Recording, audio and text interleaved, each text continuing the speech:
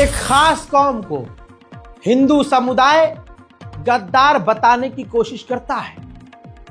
पूरा बॉलीवुड समाज बहुत पहले से कोशिश करता आया है कि फिल्म के अंदर आतंकवादी गुंडे मवाली को मुसलमान कैरेक्टर में दिखाया जाए, जबकि आज सबूत और सच्चाई ये चीख चीख कर कह रही है कि सच्चाई इसके विपरीत है, उल्टा है। सही को गलत और गलत को सही दिखाया गया है। ऐसे ही बॉलीवुड की फिल्म के मेनन के इस चूतियापंती वाले डायलॉग में बस ये इसने कह दिया कि इनकी मुसलमान जो कौम है वो इसमें खून में गद्दारी है और ये है और वो है, और उसके बाद उसके मीम को इतना फिल्म वायरल नहीं हुई जितना इसका ये चूतिया का मीम वायरल किया गया। और किसी ने नहीं किया, बेरोजगार हिंदू संगठनों ने वायरल किया, झूठे मक्कारों ने वायरल किया। और फिर हुआ क्या, एक इमेज बनाई गई और उस पर थोप दिया गया कि मुसलमान गद्दार होते हैं जहां जाते हैं। लेकिन अगर हिंदुओं का आप गरिमान चीर के देखेंगे तो आपको मिलेगा कि ये दूसरे को जो गद्दार कह रहे हैं, खचिया भर से ज्यादा गद्दार तो इनके अंदर है। ऑपरेशन सिंदूर अभी हमारे आंखों के सामने है। ऑपरेशन सिंदूर चल भी रहा है।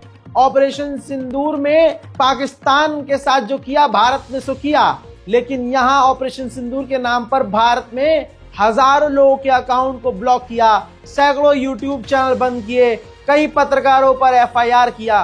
पाकिस्तान से ज्यादा मोदी सरकार ने अपने ही लोगों पर स्ट्राइक किया।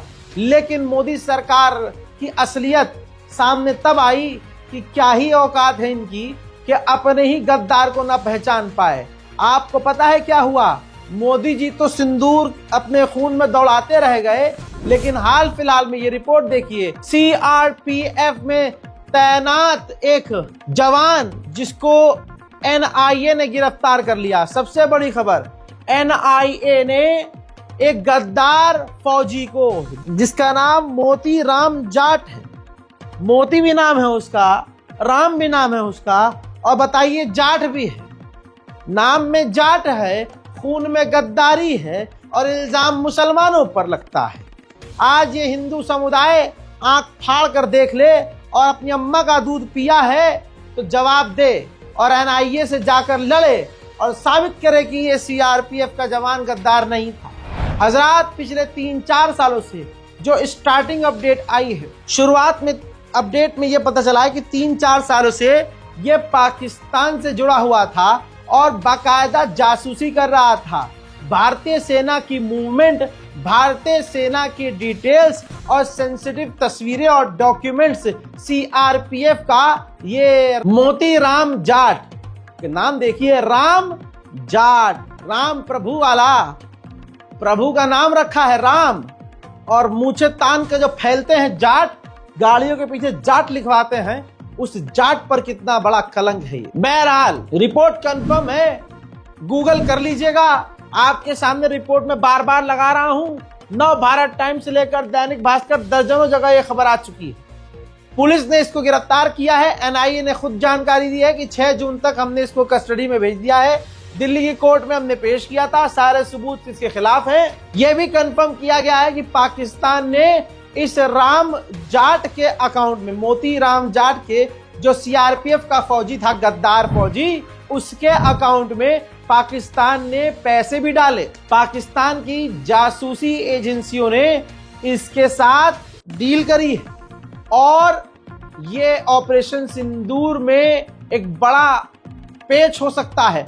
हमारे सीआरपीएफ में न जाने कितने ऐसे गद्दार होंगे। और आखिरी पैराग्राफ ये देखिए, जो कि नव भारत टाइम्स का आखिरी पैराग्राफ है, उसको पढ़ लीजिए। ये सबसे बड़ा खतरा है, गंभीर सुरक्षा चिंता का विषय।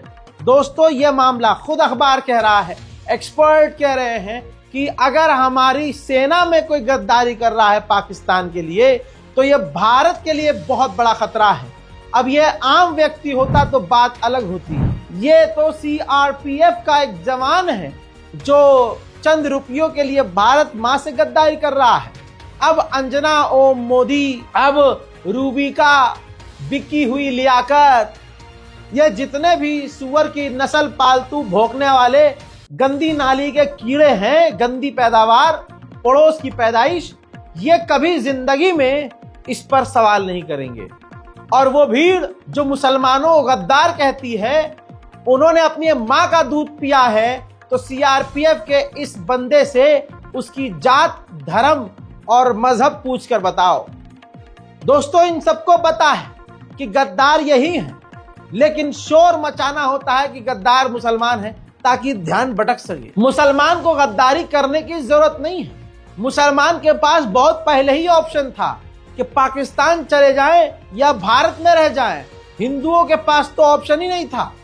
कमाल की बात तो यही है, हम अपनी मर्जी से रुके और हमने देखा, इस ऑपरेशन सिंदूर में देखा, पूरे भारत के मुसलमान हिंदुओं से आगे पाकिस्तान के खिलाफ खड़े थे। आज भी पाकिस्तान के मुसलमान हिंदुस्तान के मुसलमानों को गालियां बक रहे हैं, लेकिन भारत के मुसलमान डटकर अपने मुल्क के साथ खड़े हुए हैं। लेकिन आज भी भारत के मुसलमानों को मार कौन रहा है? ये हिंदू समुदाय के लोग। इनके ऊपर फर्जी एफआईआर कौन कर रहा है? ये प्रशासन। इनके मकानों को तोड़ कौन रहा है?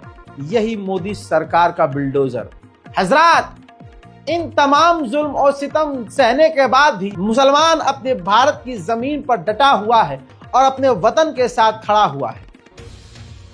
मुसलमान को दो दो इम्तिहान देना पड़ रहा है। सामने से पाकिस्तानी हमें गाली बकते हैं, सामने से पाकिस्तानी कहते हैं कि तुम नकली मुसलमान हो, काफिरों के साथ रहने वाले हो, तुम काफिर जैसे हो चुके हो। और इधर मोदी सरकार हमें मार और पीट रही है। दो तरफ से हमें एग्जाम देना पड़ रहा है। कहने की बात यह है कि अभी सब जगह शांति है। यह खबर बिल्कुल दबा दी गई है। सोचिए, सेना का एक जवान देश से गद्दारी करे तो यह कितना खतरनाक है। इस पर न शोर मचाया जा रहा है, न हिंदू संगठन बंदरों की तरह उछल रहे हैं, वरना हर मामले में हिंदू संगठन जमीन से लेकर आसमान तक उछलता है। लेकिन इस मामले में खामोश इसलिए हैं क्योंकि इनको पता है कि कौन सी कौम गद्दार है और किसकी नसों में सिंदूर और किसकी नसों में गद्दारी बह रही है। आज तक मोदी सरकार ने, अमित शाह ने जो किया है उसमें सब कुछ बेड़ा गर्क हुआ है। मुसलमानों के खिलाफ ये कोई भी कदम उठाते हैं, भगवान श्री राम इन्हीं के खिलाफ उस कदम को रखवा देते हैं। जो षड्यंत्र ये मुसलमानों के खिलाफ रचते हैं, प्रभु श्री राम जो है उसी जाल में इनको फंसा देते हैं। यही तो लीला है। अगला इतना घमंडी कि उसे यह घमंड है कि राम को मैं लेके आया हूं। तेरी क्या औकात, तू राम को लेके आएगा? तू है किस कौड़ी का? जो कहते हैं, जिनको यह घमंड है कि हम राम को लाए, तुम्हारी औकात नहीं है। राम के पैरों की धूल भी नहीं हो तुम। बस कार्टून में दिखा दिया कि राम जी छोटे हैं, मोदी जी बड़े हैं। राम जो है, श्री राम प्रभु भगवान श्री राम मोदी की उंगली पकड़े हुए और मंदिर जा रहे हैं, राम मंदिर जा रहे हैं।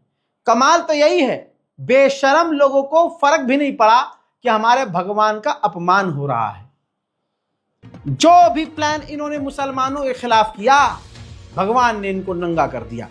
जैसे सीएए लेकर आने वाले थे कि जिससे जो हिंदू शरणार्थी हैं वो भारत आएंगे और भारत में उनको नागरिकता मिलेगी। सन 1998 के आसपास पाकिस्तान का एक हिंदू भारत आता है और भारत आकर रहने लगता है। एक लंबा समय बीतने के बाद सन 2020 में उस हिंदू व्यक्ति को नागरिकता मिल गई, जिसका नाम भागचंद था। पाकिस्तानी हिंदू भागचंद 2020 में भारत की नागरिकता प्राप्त कर लेता है। भारत की नेशनलिटी उसको मिल जाती है और दिल्ली में वो कैब चलाता है। पिछले कई सालों से वो कैब चला रहा था, कई सालों से। अब उसको एजेंसी ने गिरफ्तार कर लिया। बुरी तरह से मोदी सरकार का घिनौना चेहरा दुनिया के सामने आया है और सीएए के नाम से जो मुसलमानों को परेशान किया जा रहा था, आज हिंदू ही जलील हो गए हैं। कैसे? देख लीजिए, भारत की नागरिकता ले चुका पाकिस्तानी हिंदू शरणार्थी भागचंद जासूसी के आरोप में गिरफ्तार। कहानी में ट्विस्ट तब आता है जब राजस्थान पुलिस इस व्यक्ति को 2022 में पाकिस्तान के लिए जासूसी करते हुए गिरफ्तार कर लेती है।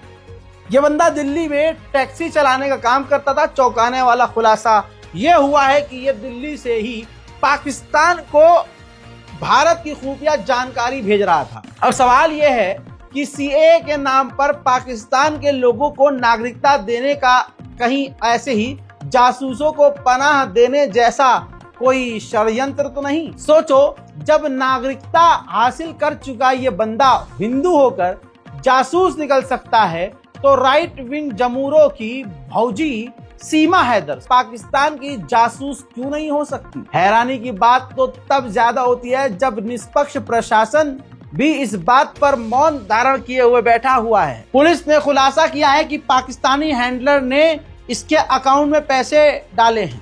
यह पिछले 3 साल से पाकिस्तान के लिए जासूसी कर रहा था। रिक्शा चलाने के दौरान वो सेंसिटिव दिल्ली की जगहों की तस्वीरें पाकिस्तानी हिंदू जिसको भारत की नागरिकता मिल चुकी थी, उसने एक बार फिर से भारत के साथ गद्दारी करते हुए पाकिस्तान के लिए काम किया। किसी हिंदू ने अम्मा का दूध पिया है, मानते हैं कि अम्मा का मुंह पिया है तुम लोगों ने, क्योंकि गौ माता यार गलत हो जाए, फौरन भिड़क जाते। चिड़ा नहीं करो यार, चिड़ा नहीं करो, डरो नहीं, सच एक्सेप्ट करो। माँ तुम्हारी कौन है? गाय। गाय का क्या पीना चाहिए? हमारे हिसाब से दूध, तुम्हारे हिसाब से मूत्र। तो तुम दूध तो पिए नहीं होगे, इसलिए तुम लोगों ने माँ का दूध नहीं पिया है, इसलिए तुम सच बोलने से डरते हो। सच्चाई यही है जो 2 रिपोर्ट, एक हिंदू सीआरपीएफ का जवान गिरफ्तार जिसने हमारे मुल्क से अपनी सेना से गद्दारी की, दूसरा सीए के स्टाइल में भारत में जो पाकिस्तानी हिंदू आया, उस हिंदू ने भी भारत से एक तो नागरिकता ली और भारत से ही गद्दारी की। कोई हिंदू जिसने सच में अगर अम्मा का दूध या मूत्र पिया है तो कमेंट करे ना कि हाँ ये खबर हमको पता है। अब इनसे धर्म पूछो या इनका धर्म बताने की औकात है तो बताओ। गजब बेइज्जती है दोस्तों। सांप पर भरोसा कर लेना, कुत्ते पर भरोसा कर लेना, सुअर पर भरोसा कर लेना, किसी गिरगिट पर भरोसा कर लेना, लेकिन निशिकांत दुबे जैसे भाजपा और भाजपा के नेताओं पर भरोसा ना करना। निशिकांत दुबे की संघी औकात ये है कि ये शख्स भारत में रहता है तो बोलता है कि आतंकवाद का धर्म होता है, मुसलमानों की तरफ ये इशारा करता है, मुसलमान कौम को गद्दार बताता है। फिर ये सऊदी अरब एक इस्लामिक कंट्री जाता है तो इसकी टांग थर थर कांपती है और अपनी खाल बदलते हुए, अपना रूप बदलते हुए ये संघी जानवर वहां कहता है, क्या कहता है? तेवर बदल जाते हैं।